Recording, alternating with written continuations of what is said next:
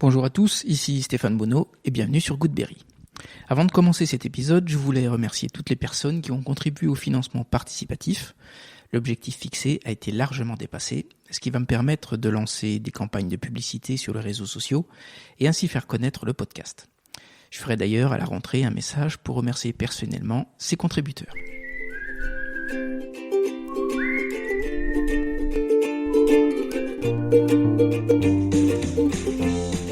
Goodberry, c'est une conversation avec des personnes inspirantes résidant en Berry pour évoquer leur parcours, leur réussite ou leur déception et plus largement l'organisation de leur quotidien. On évoque des anecdotes pour que chacun d'entre nous puisse retenir un conseil, une philosophie, voire une inspiration. Ces invités viennent d'horizons multiples comme le business, la culture ou le sport, avec un point commun, le Berry. J'ai le plaisir de recevoir Isabelle Dagneau, judoka et policière, au micro de Goodberry. Ou c'est plutôt Isabelle qui m'a reçu en m'invitant à faire l'interview assis en tailleur sur le tatami. Isabelle découvre le judo petite fille qu'elle définit d'ailleurs comme espiègle et sportive. Après une coupure d'une trentaine d'années, elle redécouvre ce sport en emmenant sa fille au club de judo de la ville du Poinçonnet. Isabelle décide alors de remonter sur le tatami, de repartir à zéro ou presque, aidée en cela par le coach du club, Alexandre Beaufrère, avec qui naîtra une amitié très solide. Cette entrée au club se poursuivra rapidement par le poste de présidente qu'on lui propose. Avancer est son mot d'ordre. Alors elle développera les vocations du club. Par exemple, avec des outils de self-défense pour lutter contre les violences intrafamiliales. Elle suivra également des formations pour accueillir au sein du dojo des personnes en situation de déficience intellectuelle. Bref, Isabelle est de tous les combats. On a bien sûr évoqué son métier actuel, policière en tant que chef de la brigade de nuit. On a abordé ce métier si particulier, son arrivée très jeune en Seine-Saint-Denis, mais aussi on a parlé de la gestion du stress, des violences conjugales, de l'intuition, de l'amitié, du code moral et du rôle d'une maman. Allez, je vous embarque sur le tatami avec Isabelle Dagneau, une femme qui se bat pour les autres. Goodberry, Hajime.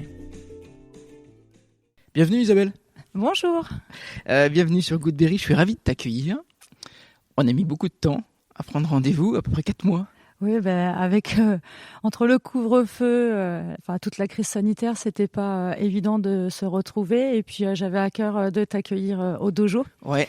Et il est resté fermé quelques mois quand même. Voilà, donc on est assis sur le tatami, on est bien, ouais. C'est calme. C'est confortable. Et c'est confortable. Isabelle, on va parler judo, d'abord. C'est un sport qui repose sur un code moral, j'ai vu en arrivant. Je crois qu'il y a l'honneur, le courage. La politesse, le respect. Il y a une notion qui te parle le plus ? Je dirais le respect.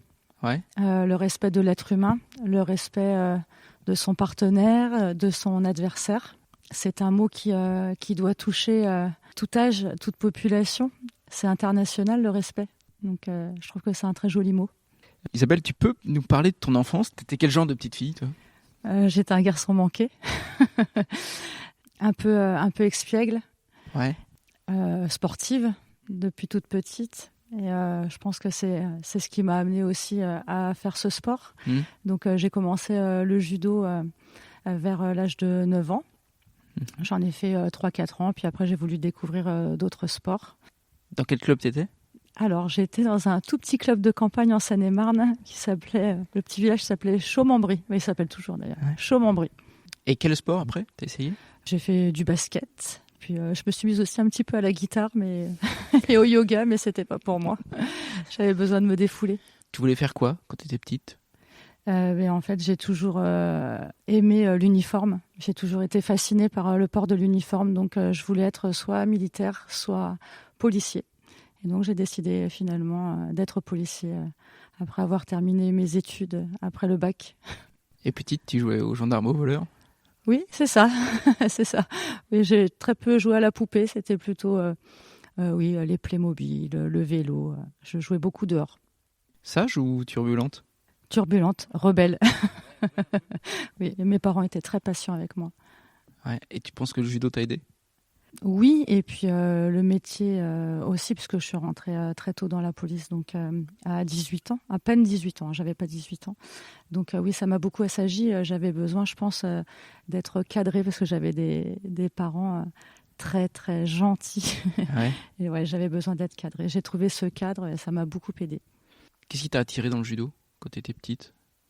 Je pense que justement, c'était ce besoin de cadre et ce besoin aussi de se défouler, mais justement dans le respect de l'autre.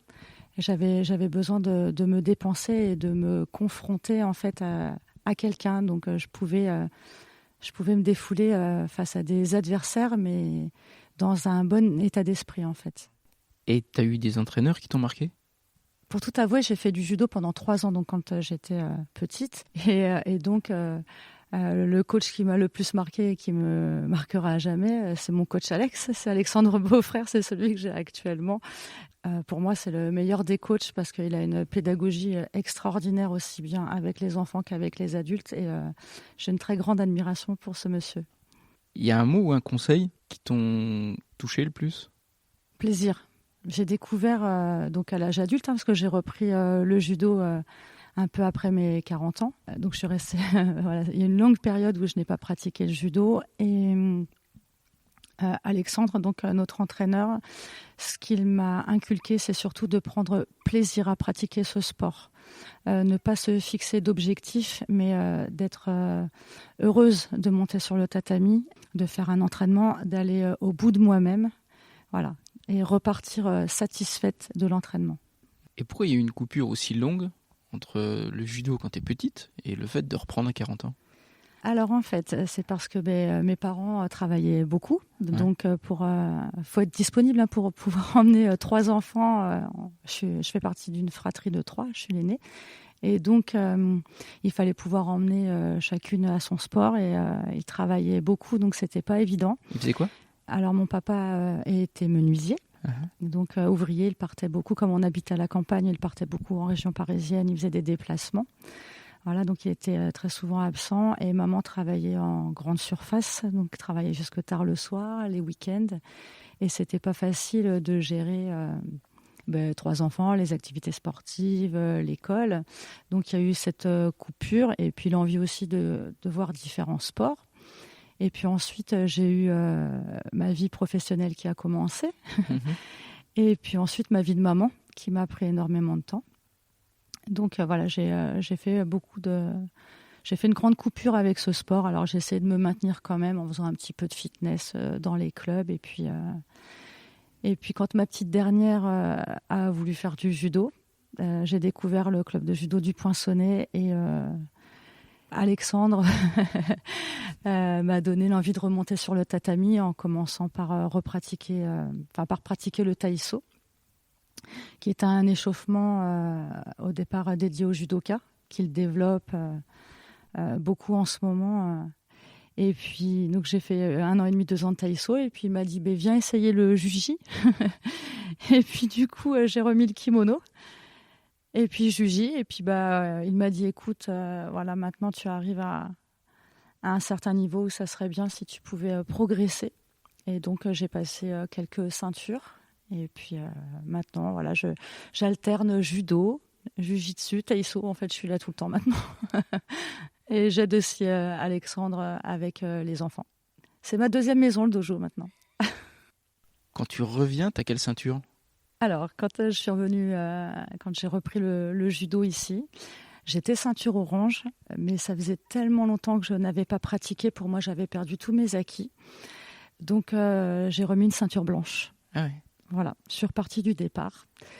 Et quand Alexandre l'a appris, il m'a dit mais c'est pas comme ça que ça se passe. Tu dois remettre la ceinture que tu as gagnée, que tu as acquis quand tu étais petite. Donc tu remets ta ceinture orange. Donc j'ai remis ma ceinture orange et actuellement je suis ceinture marron.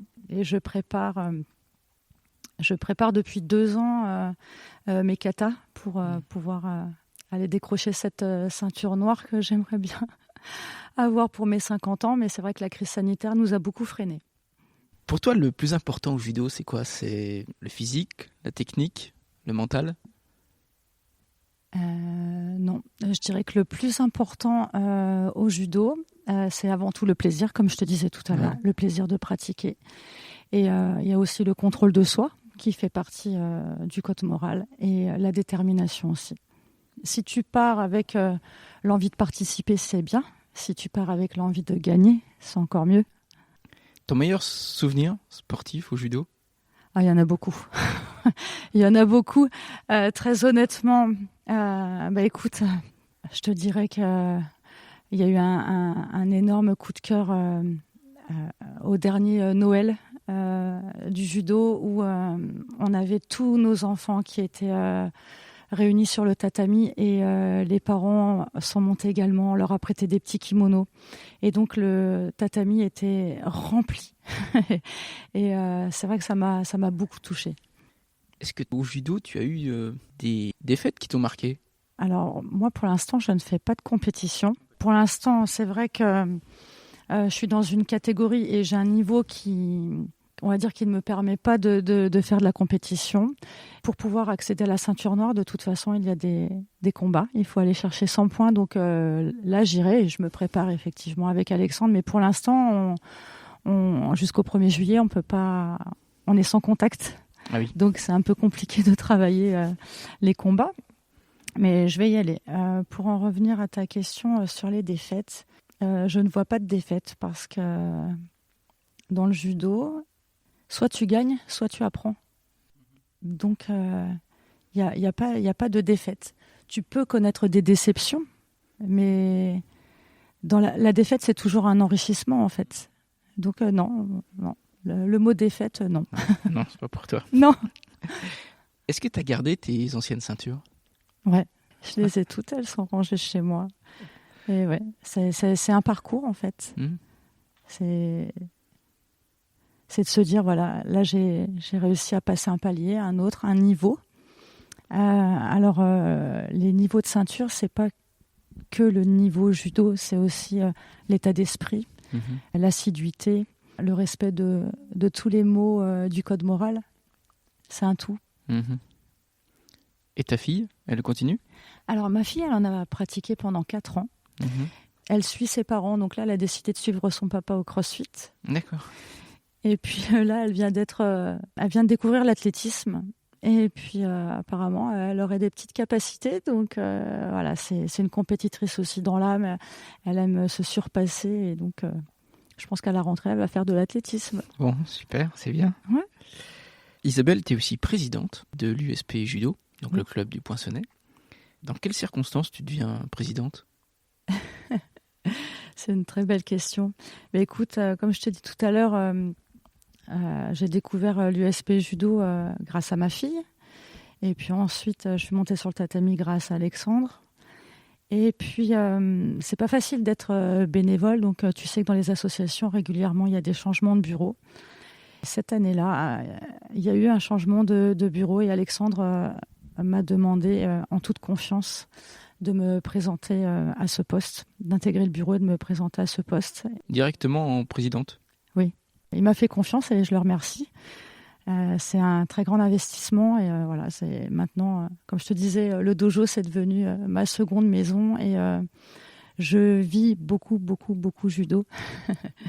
Et quand il te propose le poste, tu hésites? Oui, parce que je n'y connais rien en matière associative. Donc je me dis, oula, moi je suis pleine de bonne volonté, j'ai plein d'idées. Mais c'est vrai que j'avais pas non plus l'expérience judo. Donc je me disais où est-ce que je vais, est-ce que je vais pas me planter? Mais il a su m'accompagner et de toute façon on a plaisir à dire que tous les deux on a un binôme. C'est-à-dire que pour moi Alexandre c'est la tête du club et moi je le suis. Voilà, je suis droite dans mes bottes en amitié. Alexandre c'est quelqu'un que j'apprécie beaucoup et que je respecte énormément. On apporte tous les deux nos idées et on travaille en étroite collaboration. Et les autres membres du bureau sont nos soutiens sans faille. Mais c'est vrai que quand je t'ai connue, quand tu étais présidente, vous étiez venue me voir à deux, d'ailleurs. Oui, mais on est toujours à deux. On est un binôme, en fait. On a plaisir à dire qu'on est un binôme. C'est une grande amitié, Alexandre et moi. Et il me fait confiance pour tout ce qui est administratif. Et comme je te disais, moi, je lui voue une admiration parce que j'adore sa péda avec les enfants. Elle me fait beaucoup rire. Et puis même la péda avec les adultes. Enfin, on a vu cette année, malgré la crise sanitaire, on a bossé tous les deux, on a œuvré et on est le seul club du département à à ne pas avoir perdu d'adhérents. J'en suis extrêmement fière parce qu'on a bossé tous les deux comme des malades. Pendant le confinement, il a fait des Facebook Live. Donc, je travaillais dans l'ombre avec lui pour qu'il puisse faire ce Facebook Live. C'est pas facile de faire un cours face à un téléphone quand tu as l'habitude d'avoir 20 personnes en face de toi. Dans le couloir de sa maison en plus. Et puis ensuite, on a pu reprendre les cours à la Maison des Sports, sans contact, mais ça a été très apprécié des parents de nos petits adhérents. Et dès qu'on a pu reprendre avec les adultes, pareil, sans contact, il a fait du taïso et du coup, c'est là qu'on a récupéré aussi beaucoup de personnes, beaucoup d'adhérents. Les gens avaient besoin de se défouler, de se dépenser pendant cette crise sanitaire. Et si bien que ça nous a amené à un défi. On est parti comme ça, d'une rigolade, à se dire on va faire un taïso géant sur la voie publique. Et puis finalement, on s'est dit mais à la Maison des Sports, en cas d'intempérie, on est couvert. Et du coup, on s'est retrouvés quand même mercredi dernier avec un taïso géant de 150 personnes. Ouais, j'ai vu ça sur et le réseau. C'était une formidable fête, une grande réussite. Et voilà, ça c'est la tête du club. Ça, c'est la tête de l'USP Judo. Ça, c'est le binôme Alex et Isa. Et on est super fiers. Qu'est-ce qui t'a le plus étonné quand tu deviens présidente dans les premiers mois où tu prends la présidence? L'investissement. Je ne pensais pas que ça allait me prendre autant de temps personnel. C'est vrai que j'ai un petit défaut, c'est que j'ai envie de bien faire et que souvent, du coup, j'ai envie de tout faire. J'ai du mal un petit peu à déléguer. Et du coup, ça me prend énormément de temps. Et comme j'ai à cœur aussi de développer un petit peu les choses, alors évidemment, on a un club de judo. Je vais te donner plusieurs exemples. On a eu à cœur de développer avec Alexandre la self-défense pour lutter contre les violences intrafamiliales et conjugales. Et donc, on est allés se former tous les deux. Voilà, j'ai pris de mon temps personnel, Alexandre aussi, et on est allés se former au module 1 et 2. On a décroché chacun notre diplôme. Donc, on développe la self-défense au sein du club. Et dernièrement, nous sommes allés nous former à Dreux avec la Fédération française de sport adapté pour pouvoir accueillir dans notre dojo des personnes en situation de déficience intellectuelle. Donc là aussi, c'est encore du temps personnel accordé au club, mais c'est avec un immense plaisir. Tu te souviens des premières mesures que tu prends ? Alors, oui, en y réfléchissant, ouais, j'avais très à cœur de faire une soirée, en fait, parce que j'aime beaucoup faire la fête. Et j'avais à cœur d'organiser une soirée avec les adhérents, les parents des petits judokas. Et donc, on a organisé une soirée dansante. Et puis, on a tout fait aussi pour pouvoir accueillir une compétition de poussins benjamin dans notre dojo. Et donc, on a réussi à en faire une, je crois, la deuxième année après que j'ai été élue. Quel est ton rôle et ton objectif principal ? Est-ce que c'est le nombre de licenciés que tu veux augmenter ? Est-ce que c'est la rentabilité du club ? Est-ce que c'est le résultat des équipes ? Alors non, j'ai pas de tous les mots que tu m'as dit, c'est pas du tout ça. Alors le nombre de licenciés, non, on est un club sain. Le côté financier, non, parce qu'on est une association loi 1901, donc de toute façon on n'est pas là pour faire du bénéfice. Nous, quand on fait du bénéfice, on investit dans du matériel. On achète des bonbons pour les enfants. On fait des petits apéros sans alcool, évidemment, mais en fin de cours. Voilà, on aime bien ce côté familial. On a un club familial, donc on a des petits compétiteurs qui tournent bien, mais c'est pas l'objectif, en fait. L'objectif, c'est surtout que les gens viennent, passent un bon moment, se fassent plaisir, comme les mamans du taïso quand elles viennent. Elles viennent le mercredi soir et le vendredi soir. Donc le mercredi, elles l'ont consacré à leurs enfants. Le soir, elles viennent se défouler, prendre plaisir. Et le vendredi, c'est la fin de semaine. Donc elles sont très heureuses de venir se défouler en musique et dans une bonne ambiance. On est un club familial et je crois que c'est tout ce qui compte, à mon sens. Cette petite famille du judo. Ouais. Et en tant que présidente, toi, tu dois trouver des sponsors. Est-ce que c'était plus compliqué en période de Covid ? Alors, en période de Covid, on n'est pas allé chercher des sponsors parce que tout le monde a connu une crise sanitaire et c'est vrai que le côté financier d'aller réclamer, même avec un sourire, même dans une bonne intention pour ses adhérents, c'est pas évident. Donc non, pendant la crise sanitaire, on n'a pas fait de démarche. On ne s'est pas permis d'aller même renouveler nos partenariats. On n'est pas allé les voir. Pour notre soirée Taïso, on a demandé à des partenaires s'ils voulaient participer et ça a très bien marché. Donc là, on était contents. Mais en dehors de la crise sanitaire, c'est vrai que quand j'ai repris la présidence, j'ai remarqué qu'il n'y avait pas de sponsor. Donc il a fallu aller démarcher. Et l'avantage que j'ai moi, c'est que je travaille de nuit. Donc je suis disponible la journée. Et donc, voilà, j'ai fait un petit peu le tour et puis on a récupéré, quelques partenariats. Ça aide beaucoup. Quand on est un petit club, on n'est pas là pour faire de l'argent. Nous, ce qu'on veut, c'est avoir une comptabilité saine, évidemment, mais aussi pouvoir faire plaisir à nos adhérents adultes et enfants. Il y a combien d'adhérents au club ? Je crois qu'on n'est pas loin de 140 là. Ah oui, ok. Ouais. Ce qui est pas mal. Ouais. Mais comme je te disais, on est un des seuls clubs à avoir augmenté nos licenciés cette année, malgré la crise. Donc, c'est tout à fait exceptionnel et ça montre qu'on est suivi et aimé. Bon, super. Je voulais qu'on parle un petit peu de ton métier. Oui. De policière. Donc, tu es chef de la brigade de nuit à Châteauroux. À quel moment tu commences vraiment à t'intéresser à ce métier-là ? Depuis toute petite, j'avais un oncle qui était policier. Ah, ok. J'avais cet esprit un petit peu masculin, toute petite. Je jouais beaucoup au Playmobil, comme tu disais, aux gendarmes et aux voleurs. Et puis, cette passion pour l'uniforme. Donc, j'ai passé mon concours pour rentrer dans la police en tant que gardienne de la paix à 17 ans. J'ai été sélectionnée, j'ai reçu mon concours tout de suite. Donc, Le concours, ça consiste en quoi ? Alors, à l'époque, ça consistait à un écrit avec des exercices de mathématiques, du français. Il y avait une dictée, il me semble. Un oral, évidemment, on passe devant un jury. Une visite médicale et puis des tests sportifs. Ouais. C'était quel genre de test sportif ? Tu te rappelles ? Oui, alors j'avais une montée de corde, un saut en hauteur et puis on avait un Cooper, une course à pied chronométrée. Tu te souviens de ton arrivée à la police ? J'ai fait mes premiers pas en tant que jeune gardien de la paix à Montreuil-sous-Bois dans le 93 en Seine-Saint-Denis. C'est vrai que moi j'ai été élevée à la campagne, donc j'ai été confrontée tout de suite à une délinquance en fait que je ne connaissais pas.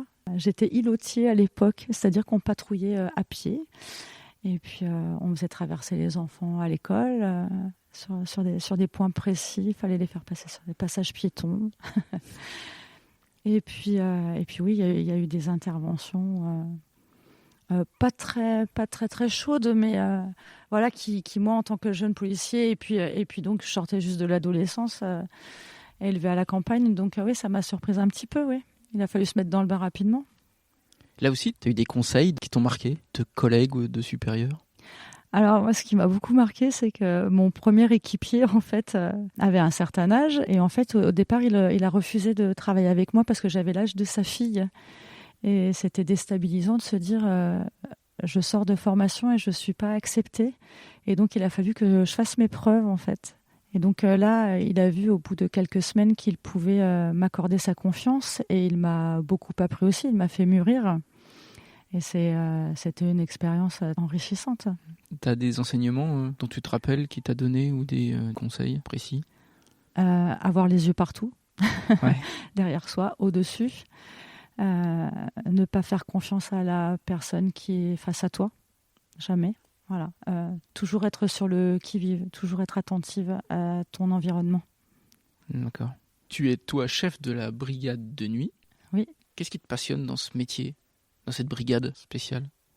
Déjà, le métier de policier me passionne parce qu'on rend service aux gens. On est au service de la population. On est là pour qu'ils puissent être sereins dans leur vie de tous les jours. On est là pour lutter contre une délinquance. Voilà, être au service de la personne, de la population, pour moi, c'est important. Et j'ai très à cœur de lutter contre les violences conjugales. Je ne sais pas pourquoi. Je n'ai jamais été victime de violences conjugales, mais c'est un point qui me tient à cœur. D'où le self-défense. D'où la self-défense, tout à fait, ce qu'on développe actuellement, depuis 2 ans avec Alexandre. Ouais. Le fait de travailler la nuit, c'est un choix ? C'est un choix personnel de maman. À la base, ça me permettait d'être présente pour mes enfants, parce que je suis maman de 4 enfants.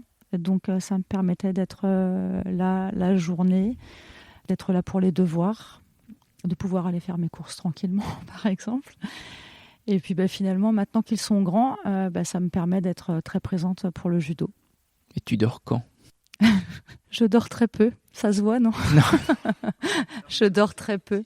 Alors maintenant, mes enfants sont grands, donc on a toujours besoin de sa maman, mais beaucoup moins. J'en ai plus que 2 qui vivent à la maison.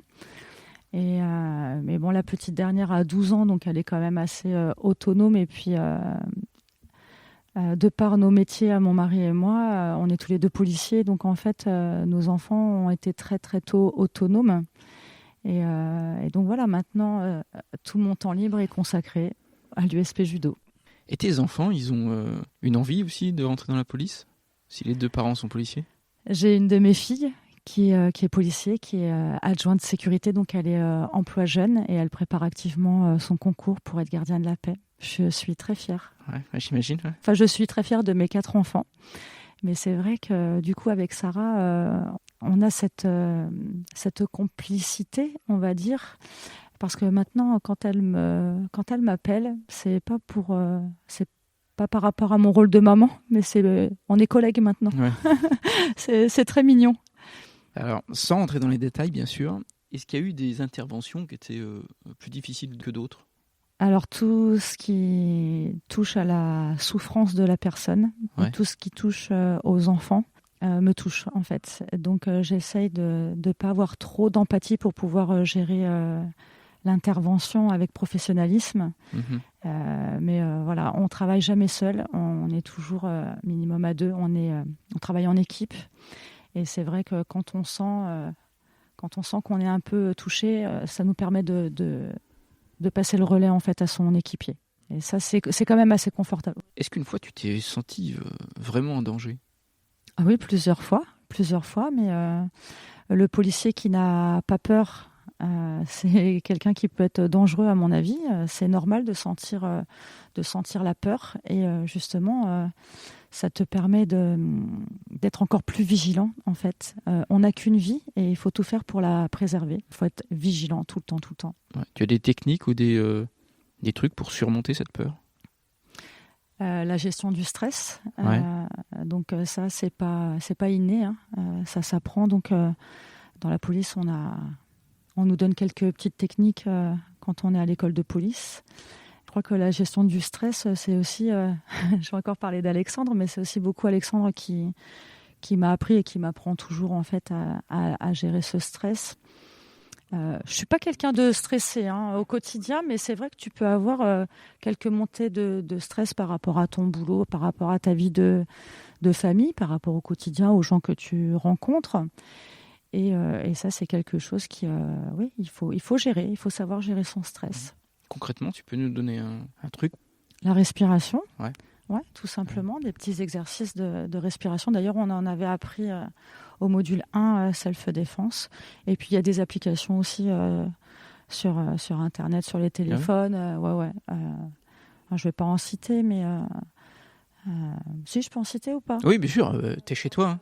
Tu as Respirelax, tu as Petit Bambou, où en fait, voilà, tu écoutes les techniques de relaxation. Et puis, voilà. La respiration, c'est essentiel, je crois, pour gérer son stress. Et avec l'expérience, tu penses que tu as acquis une certaine intuition quand tu es en opération ? Il faut se méfier de son intuition. Ouais, il faut se méfier de son intuition parce que tu peux avoir une bonne intuition et quelquefois, tu peux te planter. Et donc, il faut faire très attention à ça.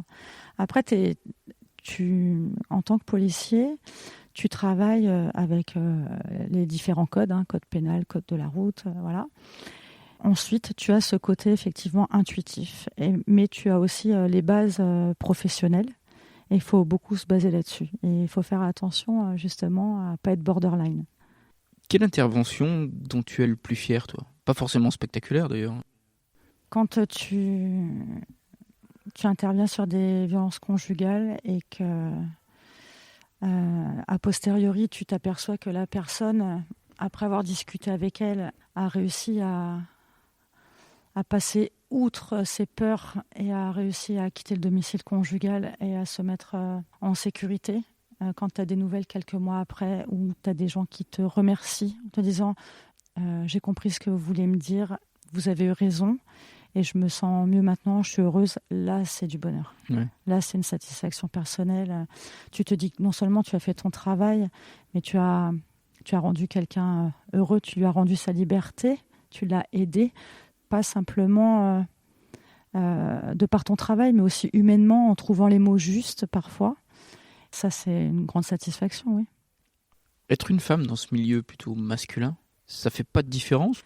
Alors, quand j'ai commencé dans la police, oui, il y avait beaucoup de différences. On était très peu de femmes.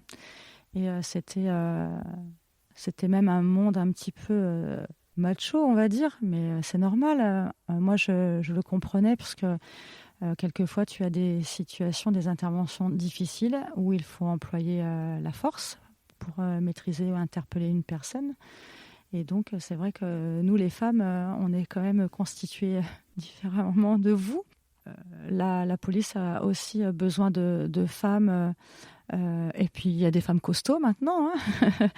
Et donc, ça s'est modernisé. Mais je crois que comme dans le monde actuel, en fait, hein, où l'équilibre se fait de plus en plus homme-femme, il n'y a pas de difficulté particulière. On intervient en équipe. Donc, de toute façon, on bosse ensemble et c'est plus une difficulté comme ça a pu l'être aussi bien pour un homme que pour une femme. Mmh. Et toi, tu es chef de brigade. Ça veut dire que tu as à manager des gens? Oui, tout à fait. Tout à fait.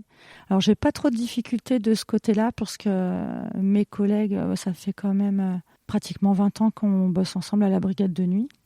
Il faut être volontaire pour travailler de nuit, donc nous ne sommes que des gens volontaires. Et puis, on a l'habitude de travailler ensemble. Ils m'ont connu gardien de la paix. Ils m'ont vu passer mes examens.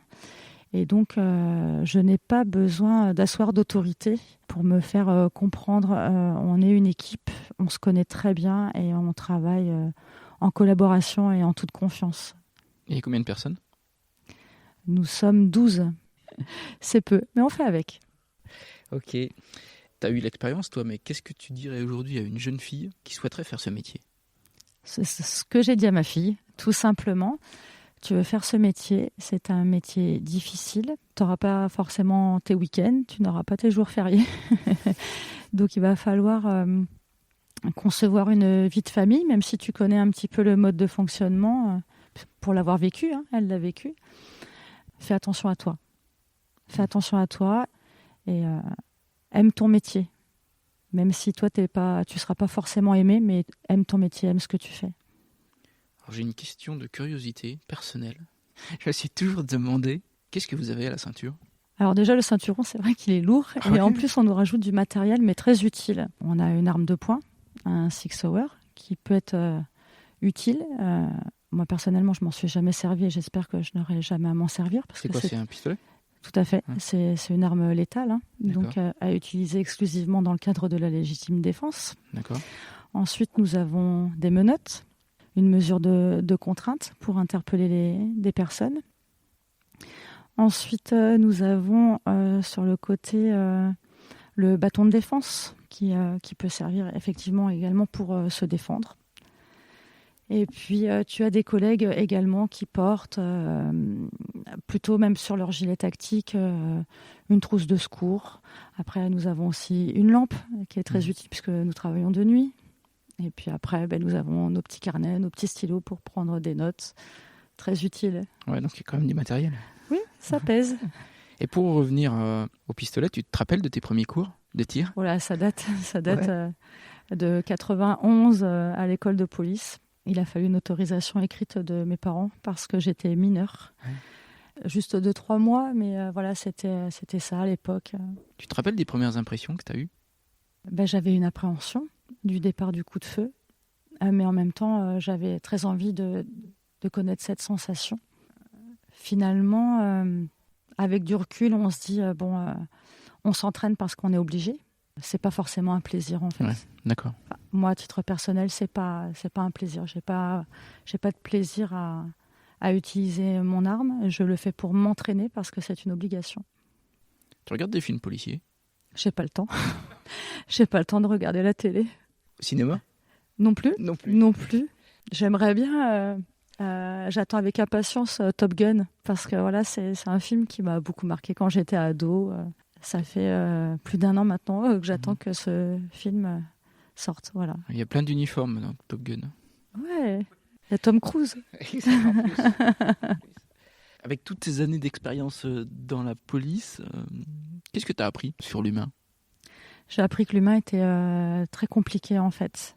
J'ai appris que l'humain pouvait passer du sourire aux larmes, pouvait, sous l'effet de l'alcool, avoir un comportement complètement démesuré, par exemple, ne plus se rappeler de ce qu'il avait fait. J'ai appris également que les gens... comment t'expliquer ? L'être humain, il a 1000 facettes, en fait. Et des fois, tu peux être surpris aussi bien positivement que négativement. C'est pour ça que je te disais qu'il faut toujours être vigilant. Il y a toujours des situations inattendues et l'être humain, c'est une personne à part. C'est-à-dire qu'on est très nombreux sur cette planète et on a tous un tempérament, un caractère et qui peut être changeant selon l'âge, selon les conditions. Enfin, c'est un peu compliqué ta question. Oui, je sais. Et je me suis toujours demandé, alors je ne sais pas si c'était arrivé, d'avoir des interventions avec des gens que tu connais. Ça arrive très rarement, pour moi ça arrive rarement parce que je ne suis pas native de la région et il n'y a pas de favoritisme de toute façon. En tout cas, moi, en tant que chef de brigade, je ne supporterai pas que mes collègues fassent du favoritisme. Tu dois prendre soin des victimes et tu dois être intransigeant avec les auteurs, quels qu'ils soient. Est-ce que c'est toi qui constitues ton équipe ? En tant que chef de brigade, c'est moi qui constitue les équipages. Et après, quand je suis de repos, ce sont mes adjoints qui s'en occupent. Et on tourne, en fait. On n'est pas comme aux États-Unis où on a un binôme attitré sur toute sa carrière. Voilà. On change régulièrement d'équipier. Une caractéristique de ton mode de management des équipes, tu dirais quoi ? Je dirais un peu trop mère poule. Ouais. T'as des jeunes ? À la brigade de nuit, pas trop. Comme je te disais, c'est sur la base du volontariat. Et donc, c'est des collègues qui sont volontaires depuis de nombreuses années. C'est un peu, voilà, aussi une petite famille, ma brigade. Oui, j'imagine. Ouais. Est-ce qu'il y a une idée reçue dans ton métier qui t'énerve un peu, que tu voudrais rectifier ? Ce qui me déçoit, mais je pense que c'est humain aussi, c'est que j'ai parfois le sentiment qu'on est mal aimé. En fait, on est là, on est des empêcheurs de tourner en rond en quelque sorte, mais s'il n'y avait pas d'autorité, il n'y aurait pas de république non plus. Donc la police est là pour faire régner l'ordre et pour qu'il y ait aussi une certaine sérénité de vivre, une paix. Et c'est vrai que certaines personnes, quand tu te fais attraper, on va dire, par la police, forcément, tu n'apprécies pas, que ce soit pour une contravention ou pour un délit. Et tu ne penses pas que majoritairement, les gens sont quand même fiers de la police ?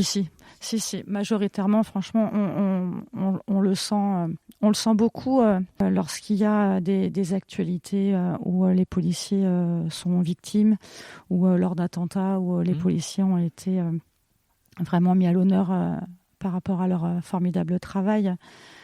Si, on est quand même aimé majoritairement de la population. Est-ce que le judo t'aide dans ta vie professionnelle ?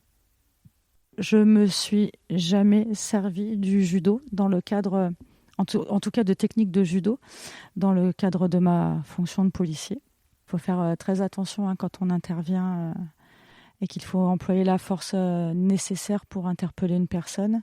Le judo, c'est un loisir et le judo doit rester sur le tatami.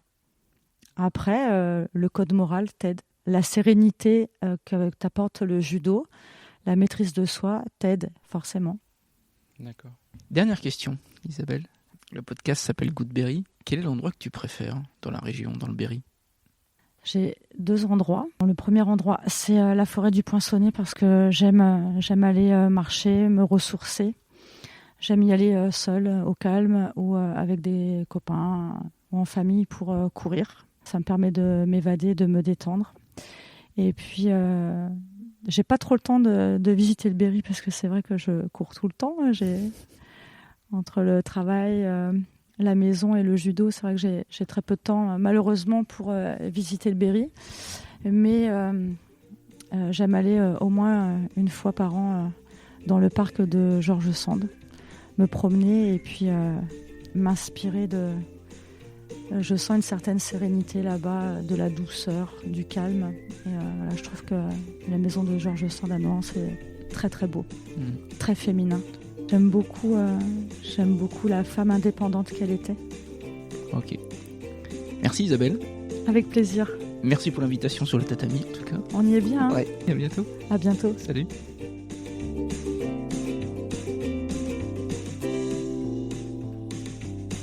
Hello. Merci de nous avoir suivis, Isabelle et moi, dans cette belle discussion. Vous pouvez retrouver sur Facebook pour chaque épisode les liens des sujets évoqués par chaque invité.